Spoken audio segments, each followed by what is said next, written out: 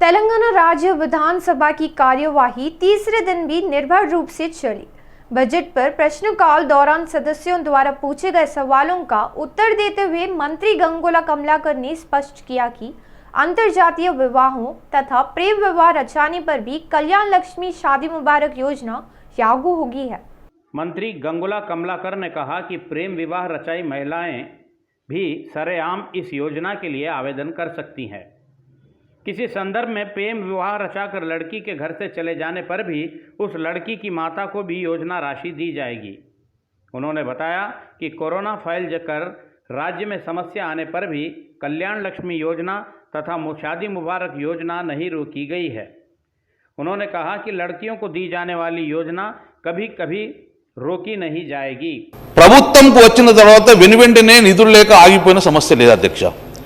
ఎప్పుడు డిలే అవుతుందంటే పెళ్ళైన తర్వాత వారు అప్లికేషన్ చేసుకున్న తర్వాత అప్లికేషన్ పెట్టడమే ఒక 6 నెలల తర్వాత పెట్టిన తర్వాత వాళ్ళు పెట్టిన 15 రోజుల లోపల చెక్ ఇస్తాం అధ్యక్ష. డిలే అవుతుంది గౌరవ సభ్యులు చెప్పింది డిలే ప్రభుత్వం దగ్గర లేదు అధ్యక్ష. వారు అప్లికేషన్ పెట్టడంలో డిలే ఉన్నది. నేను తమరి ద్వారా రిక్వెస్ట్ చేస్తున్నా గౌరవ సభ్యులకు కాదు తమరు ఒకటి అనౌన్స్మెంట్ చేయాలి అధ్యక్ష. राज्य विधान परिषद में उस समय हंसी का माहौल बन गया जब प्रशासन काल के दौरान मेडिकल कॉलेजों की स्थापना के विषय में एमएलसी कडियम श्रीहरि बात कर रहे थे। उसी समय परिषद के सभापति ने कडियम श्रीहरि से कहा कि आपके बाल पूरे सफेद हो गए हैं, आप रंग लगवा ले। कडियम ने तत्काल उत्तर दिया कि सभापति महोदय आपके भी बाल सफेद है, आप भी रंग लगवा ले।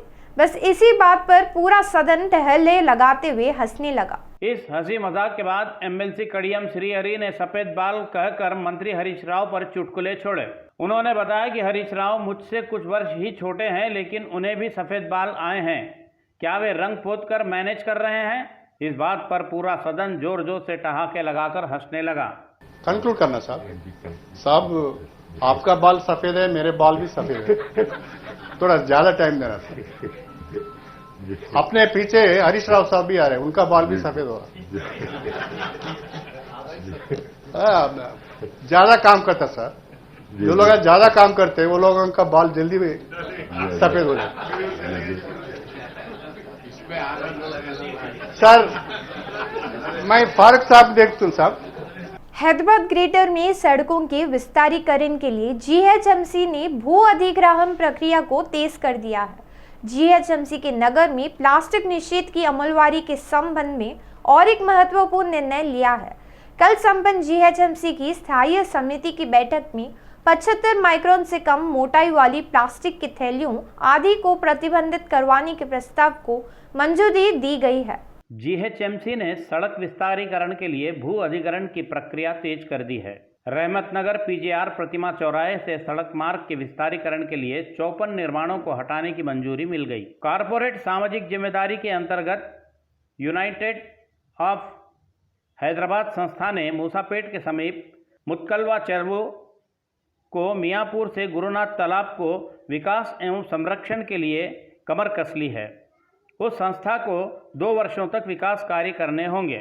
इसी प्रकार गोलकोंडा लंगर हाउस तालाब के अतराफ विशेष पाइपलाइन का निर्माण कर मलिन जल को अन्यत्र मोड़ने के लिए 4.93 करोड़ रुपयों से कार्य आरंभ करने, साथ ही राजेंद्र नगर मुख्य सड़क मार्ग से ग्रीन वॉक वेस तक 4.75 करोड़ रुपयों के लागत से हरित वातावरण विकसित करने के प्रस्ताव को भी सदस्यों ने सहमति दी।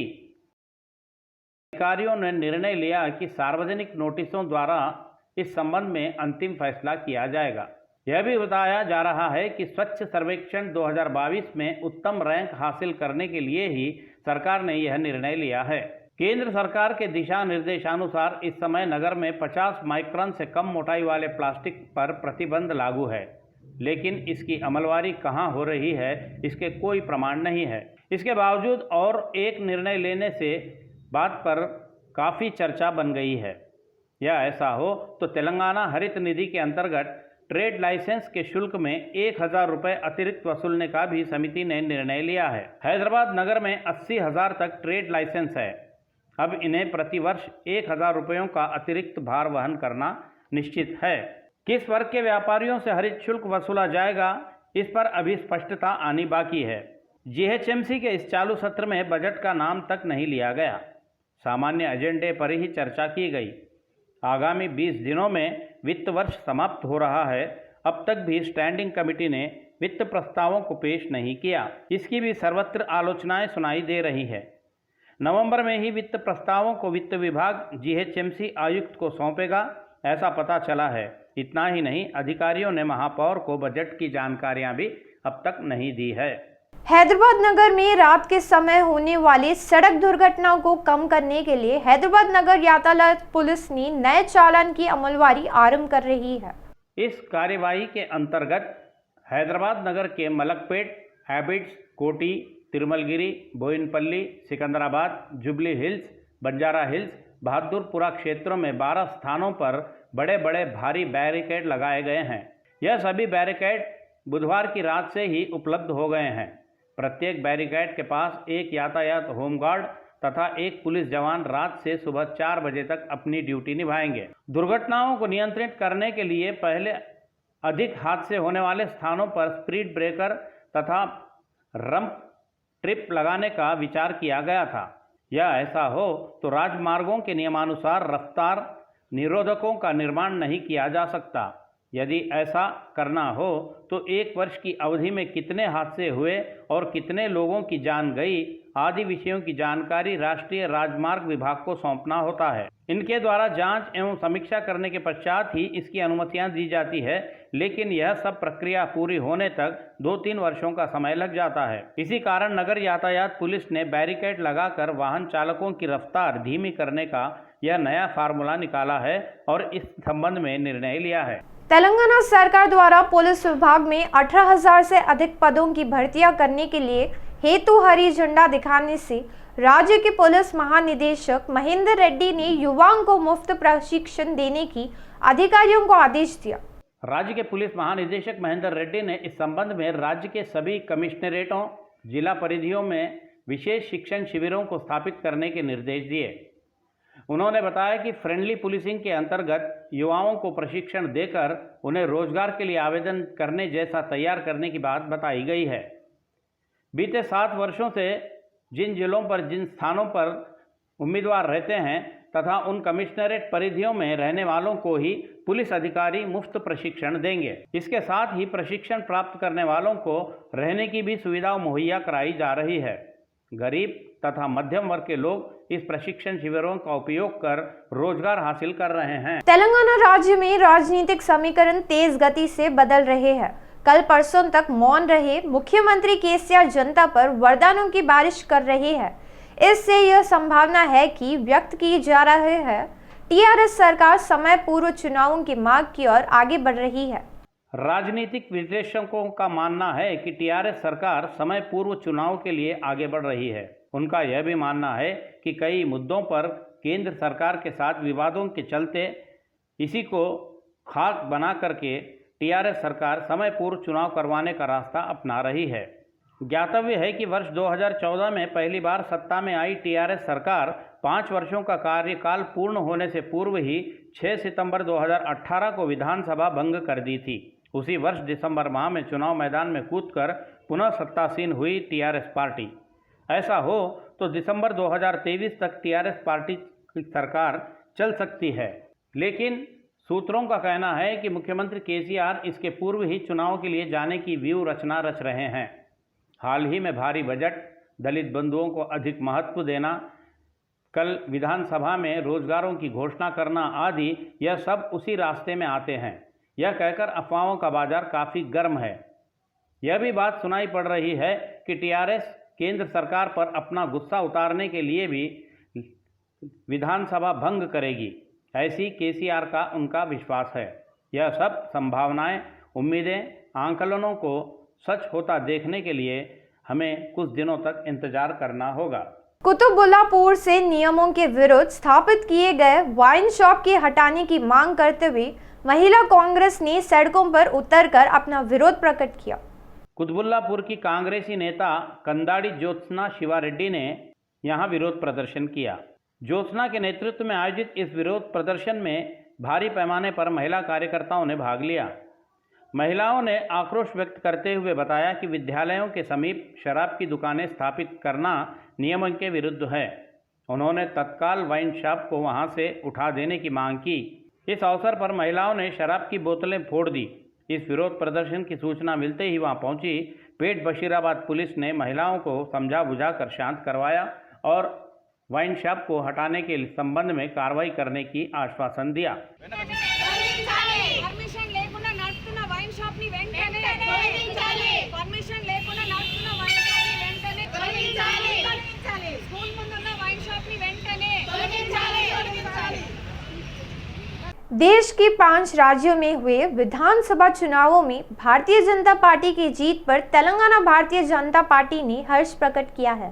उत्तर प्रदेश, उत्तराखंड, मणिपुर, गोवा तथा पंजाब राज्यों के चुनाव परिणाम आने से राज्य के सभी जिला केंद्रों में आयोजित रैलियों करने का भाजपा प्रदेश अध्यक्ष बंडी संजय ने पार्टी श्रेणियों आह्वान कर दिया। पार्टी अध्यक्ष बंडी संजय के आह्वान पर पूरे हैदराबाद नगर में भारतीय जनता पार्टी के नेताओं कार्यकर्ताओं ने उत्तर प्रदेश सहित अन्य राज्यों में पार्टी की भारी जीत की खुशियां मनाते हुए विजय रैलियां निकाली। भारतीय जनता पार्टी के निर्णायक प्रदर्शन पर भव्य जश्न का आयोजन किया गया। जियागुड़ा के पार्षद बोहिनी दर्शन के नेतृत्व में विजय रैली आयोजित कर जियागुड़ा में भारी पैमाने पर मिठाइयां बांटी गई। इस अवसर पर उन्होंने विश्वास व्यक्त करते हुए बताया कि आने वाले समय में तेलंगाना राज्य में भी हम भारतीय जनता पार्टी का झंडा फहराएंगे। ప్రజలు పట్టం కట్టారు। ట్రిపుల్ తలాక్ విషయం కానివ్వండి, అదేవిధంగా 370 ఆర్టికల్ కావండి, రామ జన్మభూమి గురించి కానివ్వండి, మళ్ళీ మన కాశీ విశ్వనాథుని ఏ విధంగా అయితే మోదీ గారు డెవలప్మెంట్ చేశారో దాన్ని దృష్టిలో పెట్టుకొని ఈరోజు అక్కడ రిజల్ట్ ఏ విధంగా ప్రజలు ఇచ్చారో। रंगारेड्डी जिलों की आदिबटला पुलिस थाना परिधि में स्थित मनीगुड़ा की एक टायर के शोरूम में आग दुर्घटना घटी। यहां टायरों के जलने से आग धुएं को लपटे हुए निकल गई। यहां आसपास के क्षेत्रों में गहरा धुआं फैल जाने से स्थानीय लोगों तथा वाहन चालकों को काफी कठिनाइयों का सामना करना पड़ा। सूचना मिलते ही घटनास्थल पहुंचे दमकल कर्मियों ने आग को बुझाने की कार्रवाई आरंभ कर दी। आधे घंटे में आग पर काबू पा लिया गया। इस हादसे में बड़े पैमाने पर माल का नुकसान होने की टायर के शोरूम के मालिकों ने जानकारी दी। दमकल कर्मियों ने बताया कि संभवतः शॉर्ट सर्किट के कारण ही ये गोदाम में आग लगी होगी। पुलिस मामला दर्ज कर आगे की जांच कर रही है। पालवंचा रामकृष्ण परिवार आत्महत्या मामले के मुख्य आरोपी वन्नम्मा राघव को उच्च न्यायालय ने बेल की स्वीकृति दी है। इस मामले में उच्च न्यायालय ने राघव को शीर्ष बेल की मंजूरी दी है। ज्ञातव्य है कि आत्महत्या कर लिए रामकृष्णा ने अपनी मौत के पहले एक सेल्फी वीडियो जारी कर वन्नमा राघव की प्रताड़ना का खुलासा किया था। उसके बाद ही राघव से पीड़ित लोग भी बाहर निकल कर आए।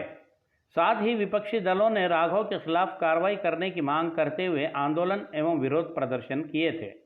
इसके बाद टीआरएस पार्टी ने राघव पर लगे आरोपों के लिए उन्हें पार्टी से निलंबित कर दिया। राघव का आत्मसमर्पण विभिन्न प्रकार के मोड़ लेते हुए गुजरा। अंततः पालवंचा पुलिस ने राघव को गिरफ्तार कर उसे रिमांड पर भेज दिया था। आज उच्च न्यायालय ने राघव को सशर्त बेल की मंजूरी दी। पूर्व गोदावरी जिला इंद्रपुलम पुलिस थाने परिधि के रामरेड्डी नगर में एक चोरी की घटना घटी।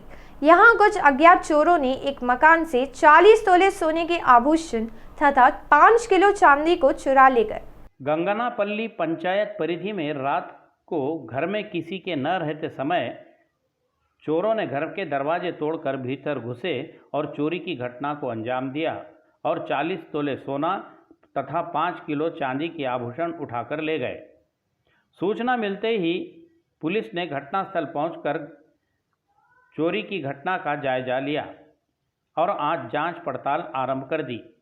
पुलिस ने बताया कि चोरों को पकड़ने के लिए खोजी कुत्तों को भी मैदान में उतारा गया है।